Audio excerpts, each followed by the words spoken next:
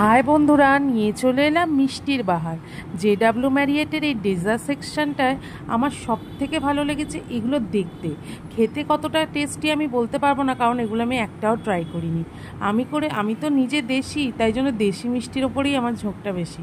এগুলো সবটাই ছিল বিদেশি ডেজার্ট, পেস্ট্রি, কুকিজ, কেকস, মানে যাবতীয়। মানে দেখতে এত সুন্দর লাগছিল বন্ধুরা যে কি বলবো, ভিডিও করছি আমার চোখ জুড়িয়ে যাচ্ছে।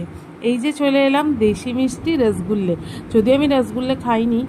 আর গজা ছিল, কালাকাঁদ ছিল, দারুণ দারুণ। সব থেকে প্রিয় আমার লেগেছে এই মালাই চমচমটা, এটা ছিল মৌচাক।